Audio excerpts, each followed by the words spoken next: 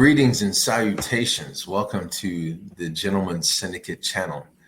I got a super special guest here, the homie Nathan Milan. For those that know him and those that don't, I started it off by saying greetings and salutations. This is the only way he answers the phone if you ever call him, even if he knows you're calling him. Greetings and salutations. This is Nathan Milan speaking. How may I help you? No matter what. Blessings of today be upon you. Yep. No matter what. Years and years and years later, still the same. Ain't changed. Understand it.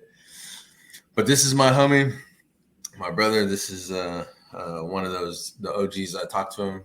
I talked about him a little bit in some of the episodes, brought his name up, but finally got him on the radio waves.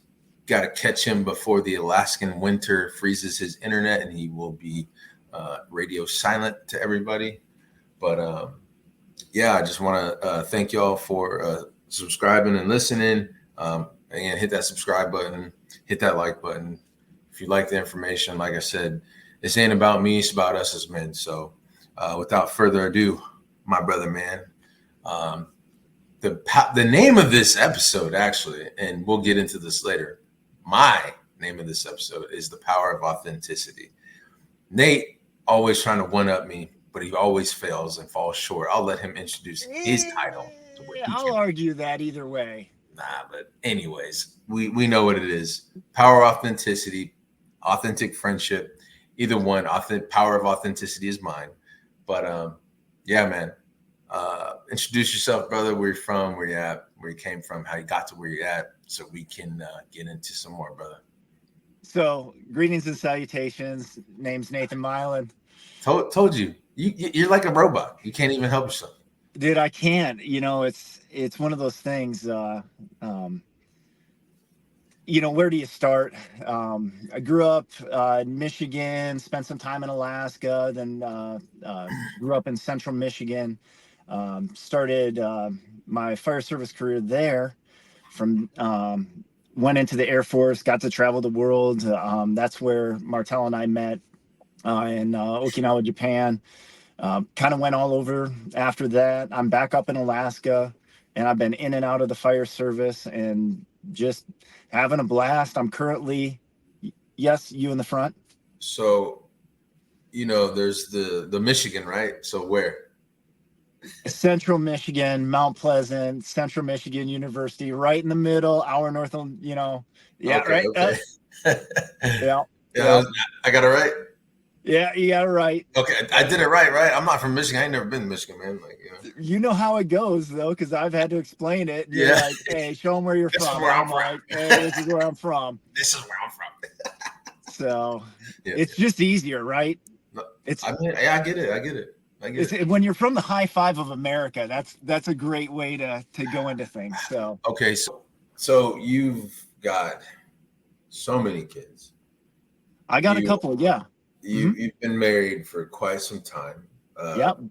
What's up? I think it's year 18. So 18, bro. Yeah. I'm gonna be hitting 18 years in the military come January. So that's wild, dude. That's wild. Congratulations, by the way. Thank you. I know it's my wife. It's not me. I'm horrible at it, but she's pretty good, your wife. She's a warrior for being able to deal with you. So. Absolutely. You know, I've only had a few years compared to her. So, Sarah, when you see this, I commend you. Namaste. Much honor and respect to you. But for those that don't know, how many kids you got, by the way?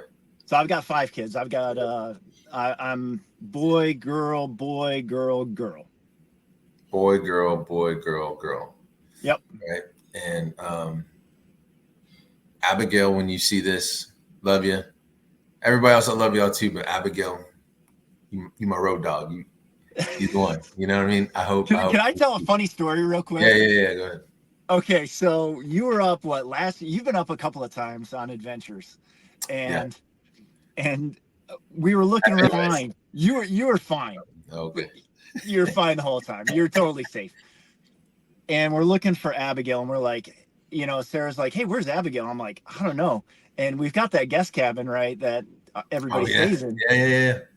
And we're like, where's Abigail at? And we're like, Well, man, I don't know. Like she disappeared, and it's kind of in our neighborhood. I mean, we're 30 minutes outside of Fairbanks, so it's like, where are the kids at? Like they're on an adventure apparently. Yeah, yeah. And so I'm like, hey, Abigail, I'm yelling. And I go up to the tiny cabin, and you were up there doing college coursework, sitting there typing away. And she's sitting next to you, just Yeah.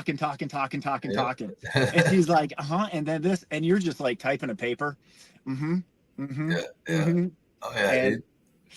Yeah, so man. that's, She was she, when she sees this eventually at some point, what Abigail doesn't understand, that was a time in my life when I was extremely hurt, like mm-hmm, really, really hurt, after the divorce.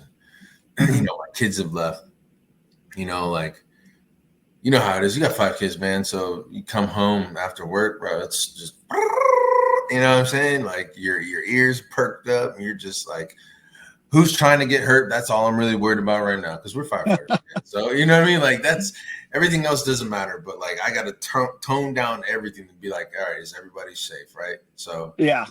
but that time, that moment, man, I believe that God delivered her heart, her character, her spirit, her mind, to me, man, because I was so like offset, like I was not on my game, bro. Because I was so pissed off and angry and upset. Still am, but because my kids are all the way in Germany, and she was one of the first ones that really, really put a smile on my face, man. So Abigail, love you, thank you, appreciate it. I don't know if there's many people that she doesn't put a smile on her, Oh their yeah, face. man, So she's cute, man. She's cute, man. So she's awesome. She got a great personality. She didn't get it from you. She got it from her mom. So that's true. yeah, Also true. yeah. It's funny that's a segue. Because I remember our stories. You would always say some thesaurus words. I'd be sitting there in the station like, what? What is that? What are you saying? You'd say something from a thesaurus. I'm like, dude, just say regular, normal words. So I'm using segue now. Well, hold on. You got to remember that I married a woman who has like 5,000 books, and to keep Yeah, up, she's very educated, and I know. maybe she'll see it one day. She's probably a lot smarter and wiser than I am. Oh, she is. Yeah, we know. But Everybody knows. sometimes you got to fake it to make it and keep up, and you got to do a little study, and it just translates over. So Everybody knows, Nate. Everybody knows. But to prove my point that Abigail, is a direct descendant of her mother. The first time after we had met, we linked up, we were cool, and you went to what it was a firefighters ball or something like that. oh yeah. Oh man, Yeah, what's so up? You're reaching back like what, 14, 15 years? something like that. Yeah, it was a long. You're reaching back, yeah, with you're talking I about think Aiden.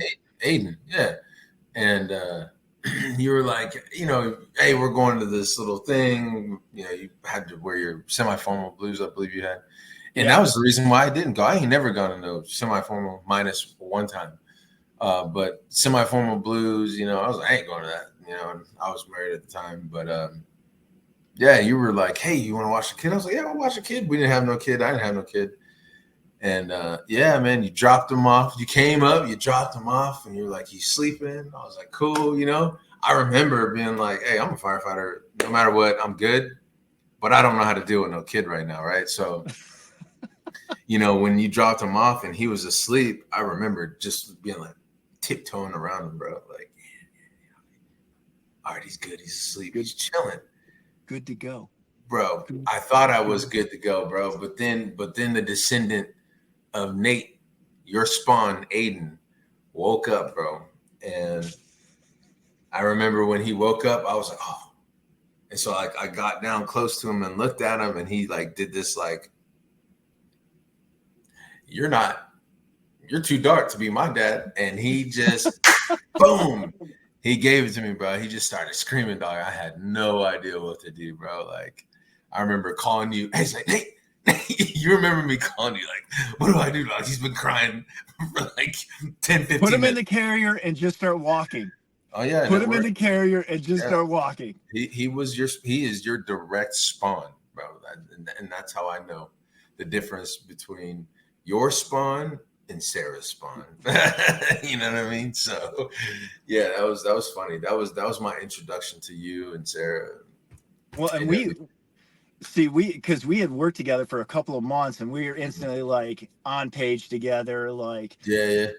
And it was like one of those things where you're at a new duty station, you got stuff going on, you're like, hey, who are the people I trust?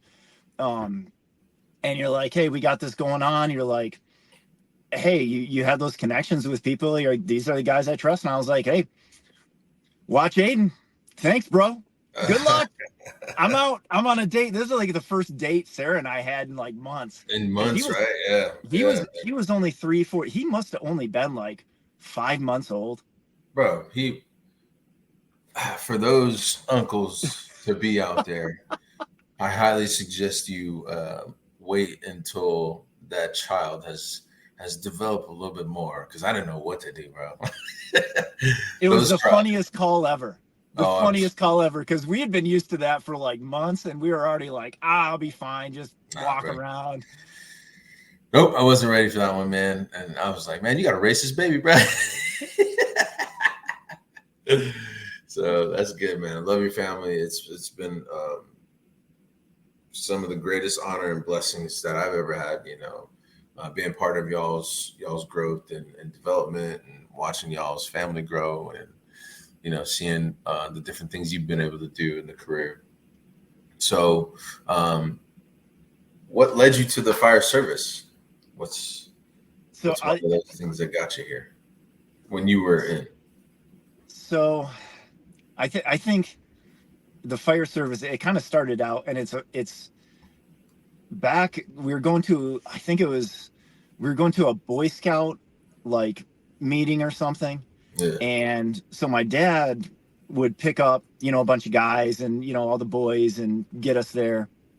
And because he came from a big family. So I think that kind of translates down to how we do, where, there's always one more seat at the table. You know what I mean? Like that's how it works. And so there's a bunch of the boys in the back of the family van. We're going to Boy Scouts. And then all of a sudden we're coming up, and you know how you're like driving up on a fire and you can see the plume coming up, and you're like, oh, it's going. This isn't just This ain't no, is that? No, it is it. It is. Yeah. And so we're coming up, and it's right by the hall that the Boy Scout meeting was at. And so I have a distinct memory, and my dad's like coming up, and he's kind of looking at it, and he puts on the brakes, and he just nonchalantly looks back. He's like, boys, nobody get out of the car. And then he just takes off. And we're all watching him. He runs in the buildings, getting everybody out. Like the place is on fire. And then he the fire department finally shows up, and he's like, hey, I got everybody out. He gives them a debrief and everything.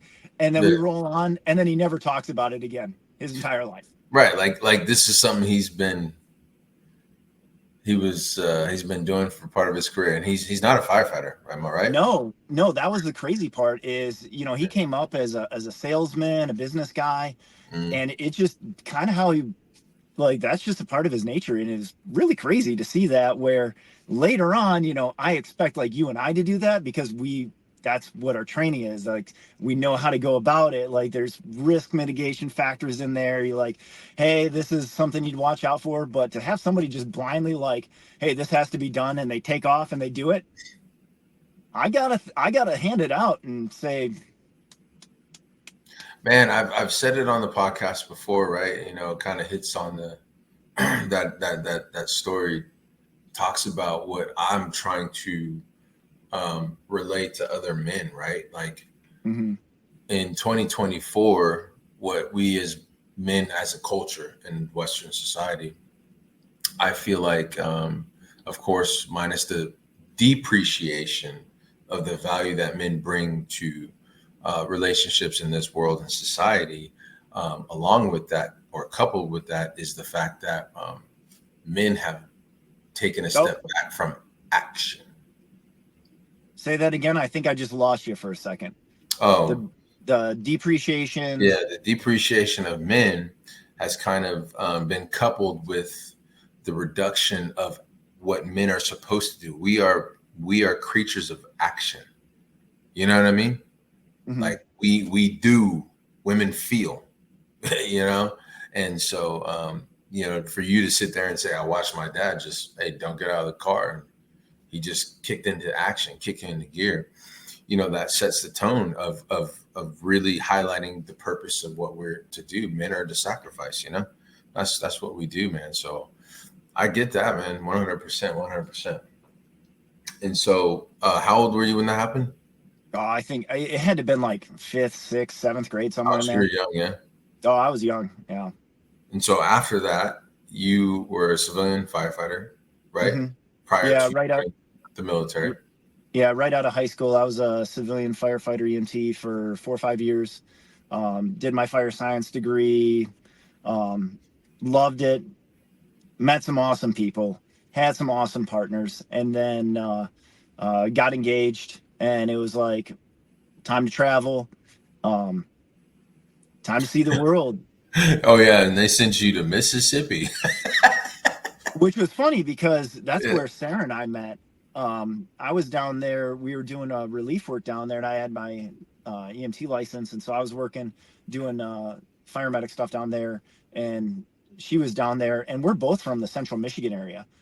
Didn't know each other at all. Met down there, went back, and we're friends. Then we dated, got engaged, and then got stationed right back at Columbus, Mississippi, where I mean, we met on the coast in Biloxi, but so north of there, a couple hours is Columbus Air Force Base. So that's where my first duty station was.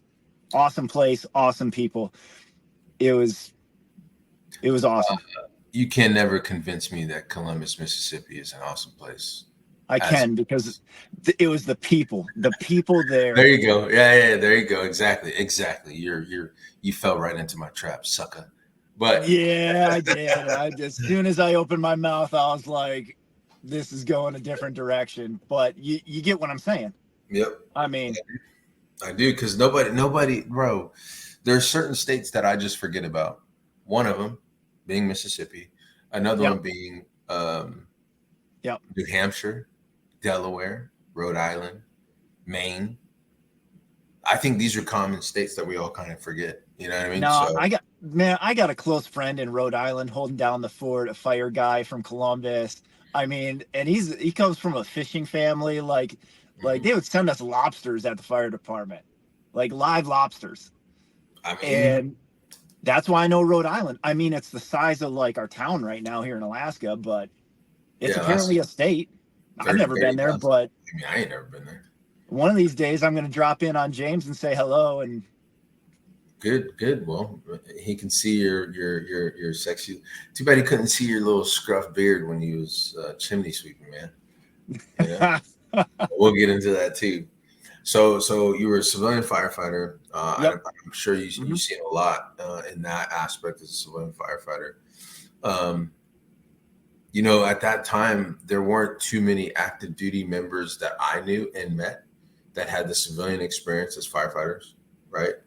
And then Hmm. coming into Air Force fire. So I know for you, seeing the trauma and the things that you've seen and dealt with in the civilian side, it was a whole nother level of like trying to help convince people why this is important, right? Why this is um, something that we need to be good at. Because I've always said, right, in the Air Force fire, we have a dual citizenship. We have two passports. One now the patches on this side. We have one that I live by every day, and then they have the other, the Air Force side. And Hmm. a lot of times, Air Force side and what we do in fire Hmm. don't mix, because what we're asking you to do in the fire community is essentially to be the best for the people around, right? And make that sacrifice. In the Air Force side, and we don't got to get too deep into it, but on the Air Force side, it's not like that. It's about what you do for yourself to get promoted. And that's what I'm seeing, and that's what we're seeing. So I could only imagine how difficult that transition was, going from, always doing this, seeing some of the, being more experienced in seeing tragedy and traumatic experiences, to being like, y'all aren't ready. That had to have been a hard thing to transition to. Well, I think it's interesting because I think you touch on, like, when you're in the fire service and you're just worried about being a firefighter, Yeah. there's, you're a master of your craft, right? Mm-hmm. And you're like, I'm going to master this craft, right? Being a firefighter. And Right. whether it's this task or this, you gain that experience through a lot of times going through those scenes and doing it, because you can talk about it, you can train on it. And then when you really go through it, then you realize that's a whole different thing. And then you add that to the training. And then what's that game after the fact where it's like, hey, now I've got the training, now I've done it. And then you put that world experience together, and it's a huge thing. Yeah. So coming into the Air Force, where the Air Force scene, in a lot of places where it's safe, in a sense, where they're so good at fire prevention, like the rules, the regulations, like if you look at like the things they're preventing is like huge. So in one aspect, they're like worlds apart. In the civilian world, you don't have a lot of controls on things, so you experience a lot of crazy. So it's kind of just two different worlds that you're Yeah. facing the implications of the limitations of those areas, whether it's you don't have a lot of control over here with fire prevention, so you're seeing crazy stuff, but then here you're seeing a lot of education, fire prevention. So when you do see something, it's massive. Right. So Right. And that kind of, leads into some other stuff too, but like coming from that side of the house, then coming to this side of the house, the biggest emphasis, right, for us in the Air Force has always been the mission, always been training, always been, accreditation, right? And those aren't bad, but at the same time, what are we here talking about, right? The title of my outline that I originally sent you was The Power of Authenticity. And then you had a tweak on that, right? Authenticity of friendship, right? Or authentic friends. And that's the thing that I've noticed, in my short experience with dealing with trauma. And when I say trauma in a short experience, I mean how close it was to me with the homie, right? With Derek and all that. Yeah. That really set the tone in my life, my career, of understanding what it means to be authentic and what it means to be an authentic fire department. And I'm not saying in the Air Force they're not authentic and none of that.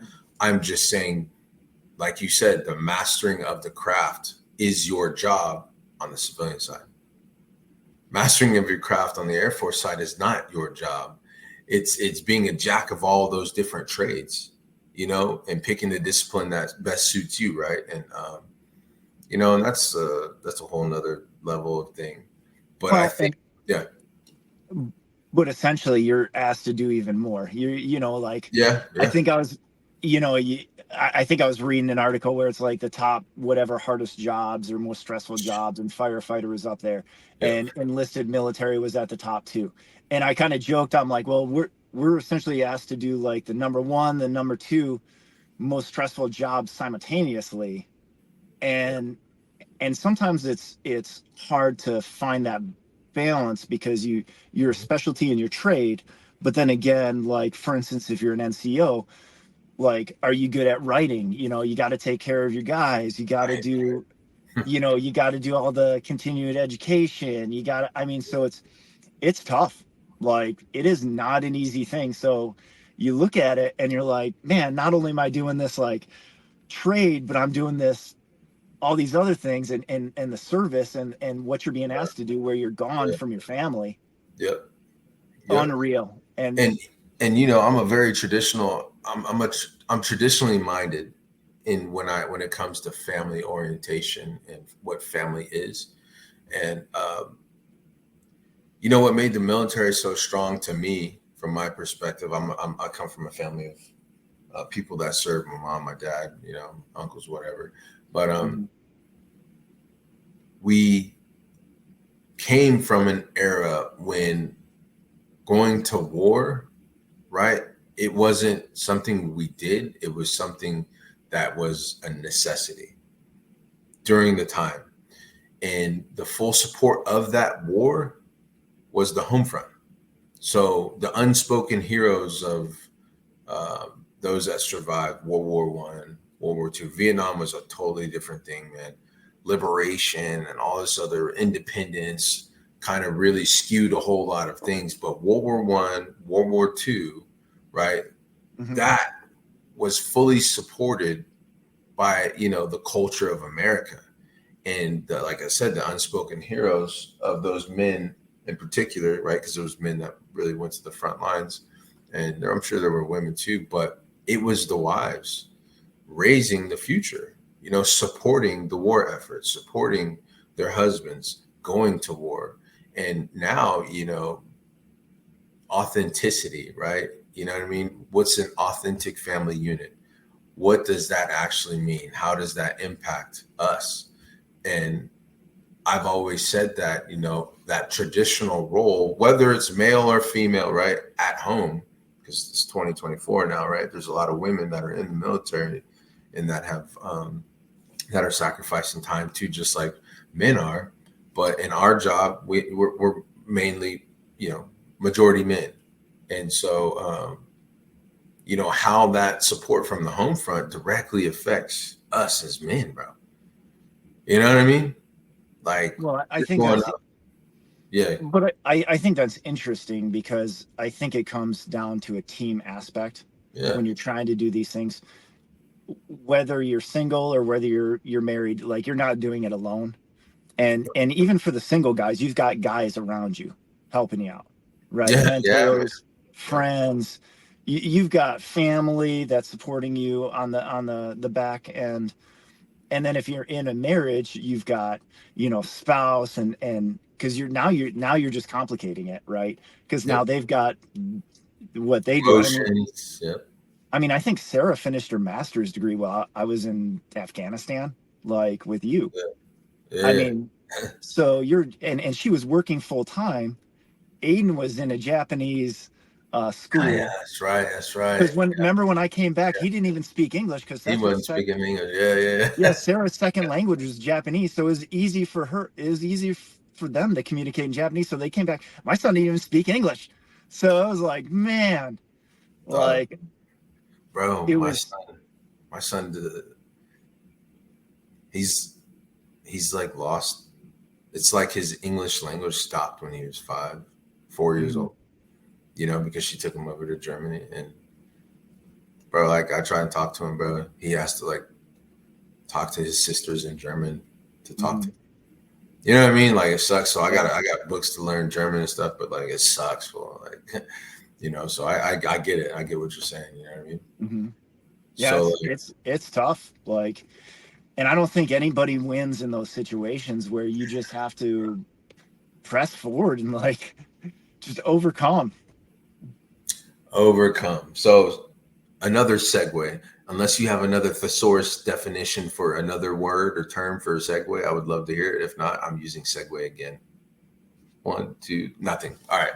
So Send it. as a Send it. segue, right? Because I know you're getting to your 30-minute point, right, where you got to go teach people how to get giardia, right, or how not to get giardia. Yeah, I gotta. That's the benefits of being a wilderness guide. You do a lot of instructing, so we got Yeah, to but make I sure. said it right the first time, though. I said you're going to teach people how to get giardia. The reason why you teach people how to get giardia is so they know to never get it again. That's the number Mm-hmm. one rule. Okay. Mm-hmm. You gotta, you know what I'm saying? Like, you don't want to get shot, right? You don't want to get stabbed. Understand why it hurts. You don't want to do it again. I'm just kidding. But no, I get it. So, one last question before we, take a hiatus and get to another part later. But, Yeah. did you have any regrets in the past 20 years, man? Like, You know, I think it's easy for me to sum this up because we've had a really fast-paced life, and we've lived a lot of different places. We've had a lot of different experiences all over. And I think if I could say like, hey, there's regrets, it's because I didn't take the time to be present and enjoy where I was at, because I was constantly like focused on the next thing or the next thing or the next thing or the next thing. And I just didn't take the time to be like, hey, let's just relax today. And, if it doesn't get done, that's fine. I was always like, trying to prep for the next thing just to Task wait for orientated. just, I'm super task oriented, and it's where I'm comfortable, because if everything's taken care of, I'm like, okay, I can relax. Yeah. But if I've got like tasks that aren't done, then I'm like, hey, I'm like, all right, let's go. Yeah, man. So I get that, and like I said, and the comments and the people that are listening, they could do a vote. Maybe I wish I had a little vote tab, right? Vote on mhm. which title is better, the power of authenticity or authentic friendship, right? Because we've always competed, me and you, and so, but in a good way. But yeah, Yeah, like well, okay. But I think it's important for people to realize what that looks like in a healthy relationship where we have competed. I mean, yeah, we've done some serious competition where, whether it was who's trying to be the crew chief of the rescue truck, or station one, right? Or who like, and uh, oh, and I, like, we talked about it, where, one of the biggest thing is like, how do you want a good friend to succeed while you're going for the same position? And I told you, like, I think when we competed for the contingency training instructor slot, yeah, uh, to be a rescue, like, I think that was the perfect example yeah, of yeah, where what we had just got, both of us, because I think I was running station one and you were running the rescue truck, and they're like, hey, you got an interview like this morning. And we're like, we just got done running a 24-hour nonstop shift, and then we're going into an interview. yeah. I Remember remember that, that? I remember that, and I remember, um, hitting you up, right? Because I had said, hey, man, I want you to, I'd be great to have you up there, see you up there, like there's really no one other even better. And what people don't understand, right, is I was teaching rescue, which is one of our most technical things. I was teaching rescue prior to you even going Mhm. up for that position. And Yeah. so you saw me doing that, and then we started doing that, and then me and you linked deeper in that world of being the best at rescue, and boom, boom, boom. Then that opportunity came up. Yeah, I And came from an outdoor recreation climbing background, so it was yep, easy mesh. And then you yeah, kind yeah, of brought me into that, and I'm like, hey, I like this even more. Like, yeah. let's keep on doing this. We were setting up highlines at 2, 3 o'clock in the morning in the middle of the night, Yeah, like in the bay, that's how you spanning. get good. That's how you get good. You I mean, never stop training. bro, we never did. Remember hearing that Japanese radio going off in the fire extinguisher room? We were like, "Hey, do you hear that?" And you're like, "Yeah, but there's no radio over there." You remember that? Yeah, dude. Yeah, And but then we go to check it out, and it turns off, and there's nothing back there. And then we go nothing back back, and there. we're doing it again Speaking for another half an speaking hour, and then we go to nothing do it but again. Japanese, bro. Nothing but Japanese, bro. And it's like we're on an American installation. There's nobody speaking Japanese over radio. Oh, that was wild, phone. That was wild. But and to kind of like close that gap of what we are kind of talking about too was that healthy competition that we had. The only way we could have had that healthy competition was, number one, we had to be authentic with each other, and we were at that point, right? We were super authentic. We were present in our training. We were present in the things that we talked about and dealt with. And we had to humble ourselves. And I think in that authentic relationship, you and I both learned to humble ourselves in what we were offering up and being like, bro, I'm down for you. I'm down for whatever. Because I asked you to help me write my letter of recommendation. Remember that? Yeah. I was like, hey, Mr. Thesaurus, say, can you help me with this, bro? And you're like, yeah, of course, give me that. You would always do it. Yeah, give me that.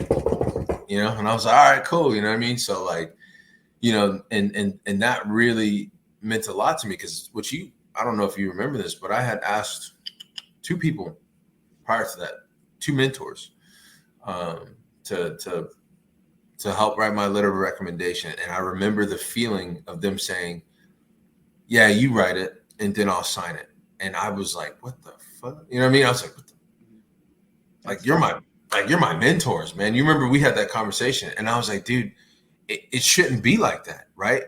Again, the power of authenticity, right?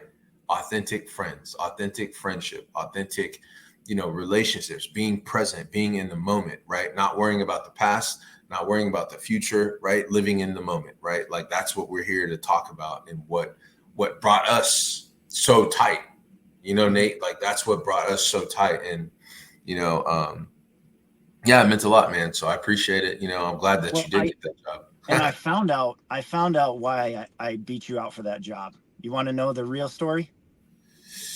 Let's hear it. Okay, so remember when we were in Afghanistan and I built that table? Like the best table ever. It was not Straightest table, perfect.